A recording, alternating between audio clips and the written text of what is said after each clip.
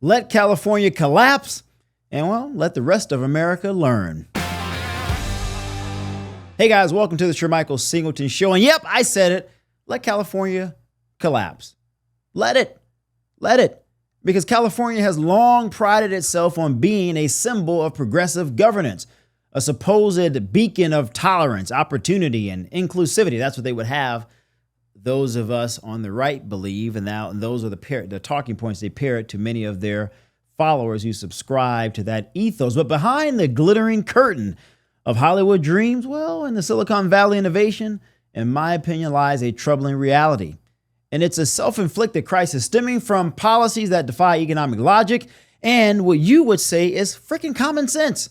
As California grapples with an unprecedented immigration surge, ballooning homelessness, and mass exodus of residents and businesses, the question arises, should the federal government intervene? Well, you want to know what I think? No! Unequivocally no.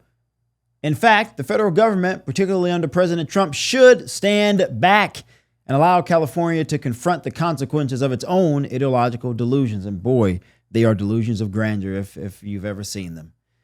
So let's talk about the facts. Well, between July 2021 and July 2022, over 400,000 residents left California. That's in 1 year.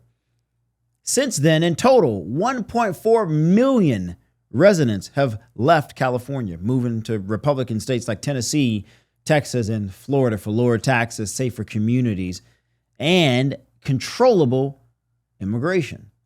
The state wants a magnet for dreamers, and by dreamers, I don't mean those from an immigration perspective, but I mean Americans who moved to California because they dreamt of becoming a star or an artist, is now hemorrhaging taxpayers and employers. Major corporations such as Tesla, Oracle, Chevron have all relocated to more business-friendly states like Texas and Florida.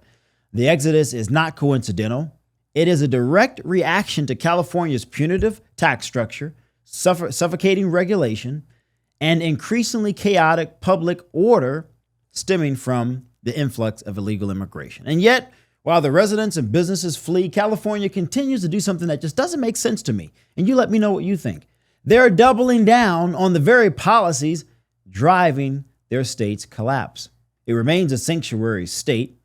We talk a lot about sanctuary cities. No. California is a sanctuary state, and I'll tell you why. They've offered sweeping protections and incentives to undocumented immigrants, such as issuing more than 1 million driver's licenses to those there illegally, expanding healthcare coverage to include undocumented adults.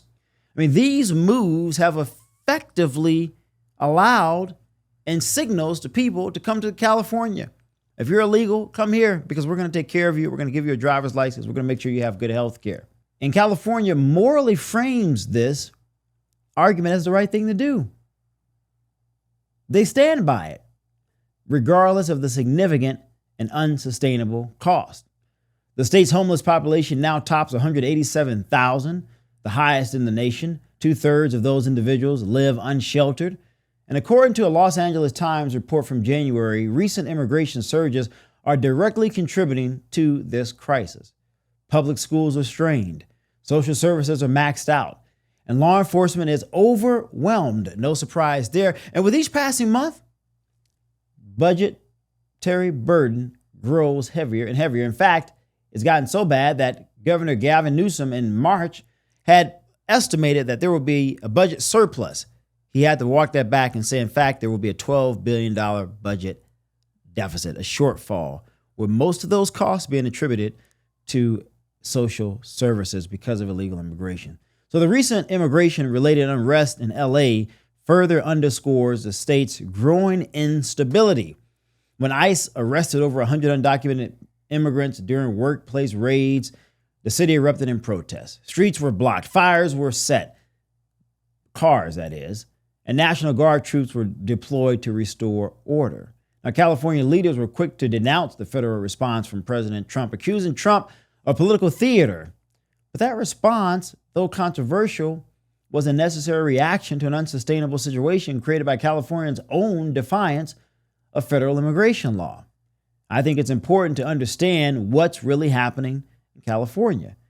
The state has positioned itself in ideological opposition to the U.S.'s national sovereignty and law enforcement. The leadership in Sacramento, that being Governor Newsom, and Los Angeles, that being Mayor Karen Bass, has chosen to prioritize ideological virtue signaling over practical governance. They don't care about practical governance, turning California into a testing ground for utopian policies divorced from reality that you and I know. Now, as the weight of those policies begin to crush the state, there will be increasing cries for federal aid. But President Trump and any serious leader in Washington should resist the temptation to intervene. To do so would be to reward failure, the failure of California's policy. It will be to shield California from irresponsible leadership from the consequences of their own actions. California must be allowed to face the results of its own governance. And only through suffering, the full ramifications of its decisions can be felt. Only then will the state's voters and policymakers be compelled to change course. Maybe. I think there will be some who double down. And more importantly, allowing California's collapse to unfold naturally provides a stark warning to the rest of the country. This is what happens when border security is ignored, when economic productivity is punished, and when government becomes divorced from reality. And that reality is simple. Unfettered, unsustained, illegal immigration cannot be managed. So let California be an example, folks. Let it show the nation what occurs when ideology eclipses governance and when virtue signaling replaces responsible leadership. The coming fiscal humanitarian disaster will not only be a reckoning for California, it will be a cautionary tale for every state and every American flirting with the same disastrous policies to say, wait a minute here. We don't want this happening to our state. We don't want residents fleeing, highly educated people, those with money going to other places, businesses leaving that employ thousands. We don't want that here. We don't want to be California. So I say this, let California collapse. Let it learn, and let the rest of America take notes. I'm Shermichael Singleton. Let me know what you think in the comments below. Should President Trump intervene, or should he do what I'm advising? Step back. Allow California to wallow in its own sorrow and the disastrous policies that its voters voted its political leaders to enact. Thanks for watching. I'll see you on the next one. Take care.